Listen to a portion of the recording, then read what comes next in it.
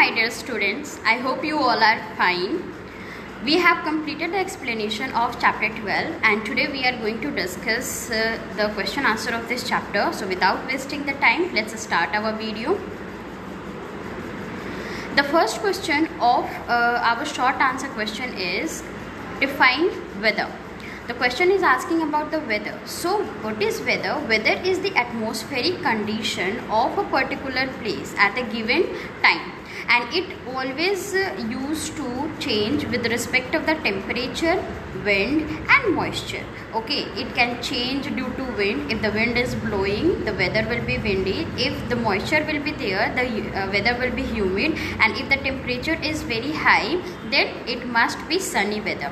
Okay, so on the basis of the condition of the atmosphere, our weather is also used to change. So let's see what is the definition of the weather. Weather is the condition of air surrounding us at a particular time with respect to temperature, moisture and wind. Our second question is, what are air current? I have already discussed, due to the sun, always the air used to heat up and it used to go above in the sky. And whatever vacant place is created, that all is taken by the cold air. And due to this, the movement of the hot air, then the cold air is always keep on happening. Okay, and this always create the current, and that current is due to the air. That's why it is called the air current. Okay, as you can see in the picture, all the time the air, when it get heated by the sun, okay, it used to go up. Okay, this is also the movement, and the cold air used to take the place of the vacant area. Okay, and this movement, this continuous movement of cold air and hot air create the air current. Okay, the answer is the continuous movement of air from hot to cold region and from cold to hot regions is called air current, which are responsible for sea breeze and land breeze. We all are knowing the sea breeze is the movement of the cold breeze from the sea to the land, and land breeze is the movement of the wind from the land to the sea. Okay, so these movement is also due to the current, air current, okay, which is known as the sea breeze and land breeze. Our question number 3 is, what do you mean by evaporation of the water? Evaporation is the process in which the liquid is converting into the gaseous state. But here the question is asking evaporation of water. That means how the water is getting evaporated and converting into the water vapor. So whenever water is getting heat or absorb heat, generally by the sun. So whenever it is absorbing the heat, it used to convert into its gaseous state, which is called water vapor, and this process is called evaporation of the water. So the answer is, evaporation of water is the process of changing water into water vapor due to heat. Generally the water from the water body changes into water vapor due to the heat of the sun. When we are putting the water on the stove, gas stove, and we are heating, that time also it convert into the water vapor. That process is also called evaporation, but on the large scale it happens to the water bodies which is present on the surface of the earth. Our question number 4 is asking, what is a dew and how is it different from the frost? These both are interlinked. Dew is the small tiny droplets of the water which condenses, okay, which is the condensation of the water vapor present in the air. All of the time water vapor is present in our air. Okay, but in the summer it is not getting too much cold, so that water vapor will condense into the tiny droplet.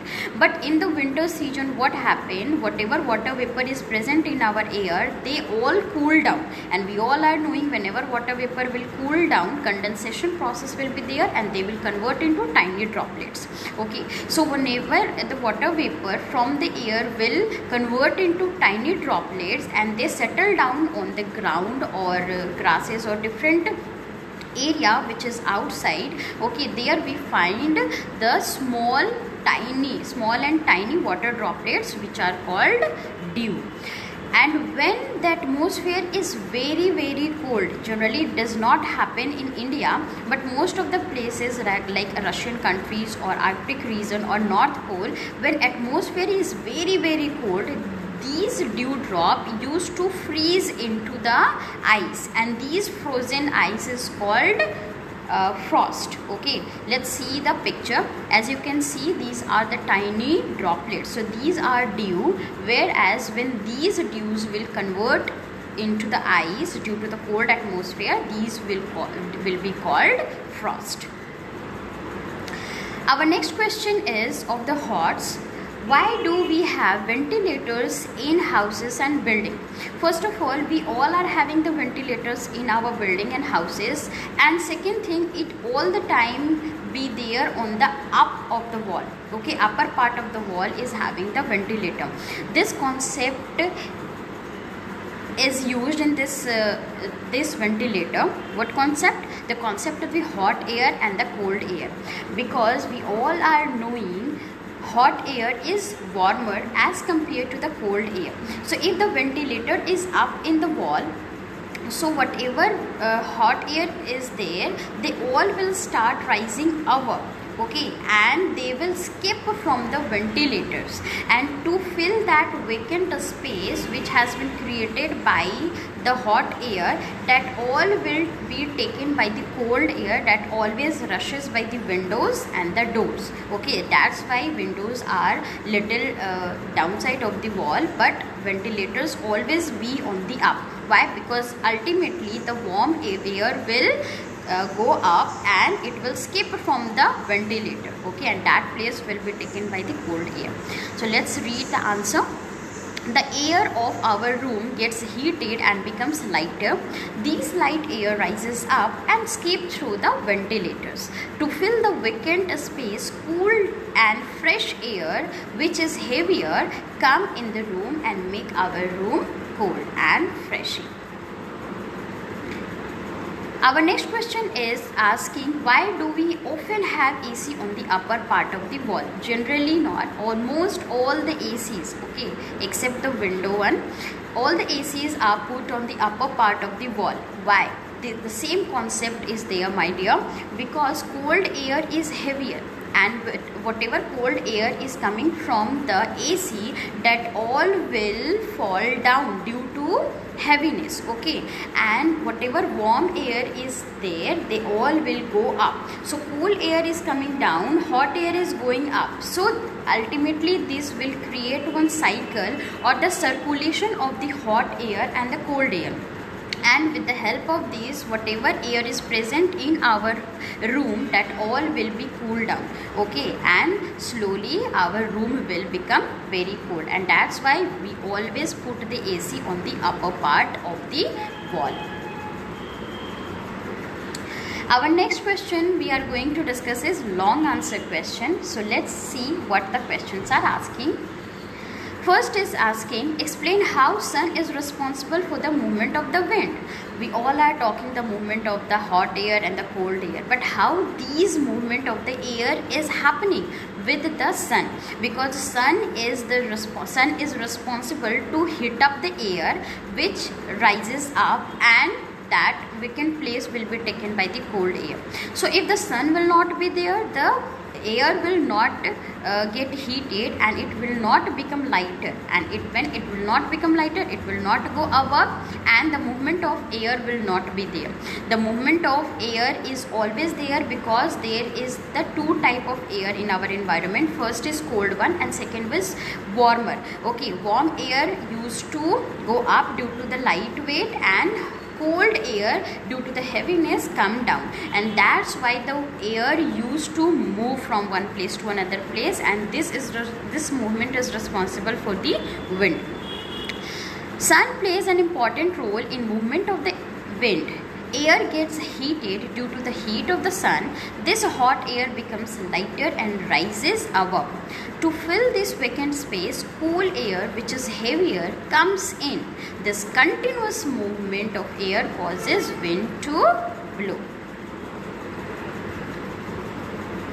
Our next question is, what is land breeze and how does it occurs? we all are knowing this is a little confusing concept, but if we are learning and we are studying and we are keep on revising this thing, these are not at all confusing. These are on the basis of the concept only. If your concept is clear, then you will understood. It is asking about the land breeze. So land breeze is the movement of the wind from the land to the sea. Okay, and this happened during the night time. If the definition is only asking, you have to write this one only. Okay, the movement of the wind from the land to the sea is called land breeze, and this happen all the time in the night. Now the question is asking why it happens in the night only, because we know land heat up very quickly and cools down very quickly as compared to the water. So in the night time our land is cooler as compared to the sea. So whatever air is just above the land is cooler as compared to those air which is present above the sea. So the movement of the hot air, okay, or warm air which is present just above the sea will start rising up, okay, and the cold air from the land will rushes towards the sea. Okay, that's why the movement of the cold air is from the land to the sea. Okay, and this is called land breeze. Our next question is asking, write the factor that affect evaporation. We have already discussed there are the 4 factors that affect the evaporation. Okay, and that means which are the factor, which are the reason or causes that increases the rate of evaporation or that decreases the rate of evaporation. So first is temperature. If the temperature will be high, evaporation will also be high. Second is wind. If the windy day is there, wind is blowing, then evaporation is faster. Okay, that's why after mopping our floor, okay, our mother used to switch on the fan so that whatever water is present on the floor, that all will evaporate and that will become dry. Third is humidity. Humidity is the presence of water vapor. If our atmosphere will be humid, rate of evaporation will be low. If our air will be dry, then our evaporation will be high. The last one is surface area. If the surface area will be more, evaporation will be more. If surface area is low, is narrow or it is small, then evaporation will also be small. So these 4 factors are there that are responsible for the rate of evaporation. Our next question is, what are the different ways in which water vapor condenses to water in the nature? The same question can be asked in the different ways also, my dear. The second question can be asked, what are the different ways of the precipitation? Both the question is same, but the way of asking is little different. Here the question is asking, when the water vapor which is present above in the air, what are the different way to come down? Okay, so there are the 4 ways how these precipitate or they convert into the water. First is a dew and frost. Whatever water vapor is present in our environment, they cool down and convert into dew, and when atmosphere is very cold, that convert into frost. Second is fog. Whatever water vapor is present just above the ground, they all are condensing with the smoke particles and the dust particles, and they are forming the cloud which is just above the land. Okay, that is known as fog. Next is snowfall. Whenever the water vapor above in the sky are converting directly into the snow without converting into water droplet, those are known as snowflake. And hail is the big particle, big snowball we can say, which always occur during the thunderstorm. When it is raining and precipitating and thunderstorm is also there, always we used to see hail. Last one is sleet. Sleet is the mixture of rain as well as snow. Whenever the snow used to fall down and it crosses the warmer atmosphere, some of the snow used to melt, and as a result it fall down as a combination of rain and snow, and that is known as sleet. As you can see in this picture, precipitation can be of 4 types: rain, snow, sleet and hail. Last question is what are the different ways of purifying the water? It is very easy. The question is asking what are the different way in which we can purify our water. So if we have to purify insoluble impurities, that means that has not been dissolved into the water, we can do the sedimentation, decantation, filtration. But if we have to purify our water which has been dissolved into the water, we can boil them or we can add the bleaching powder which is known as the chlorination. So these are the steps that we can take to purify our water. Okay, these are the sedimentation, this is the decantation, and this is the filtration, and last we are adding the bleaching powder to kill the germs. Okay, I hope you all have understood, and this video will help you to complete your question answer.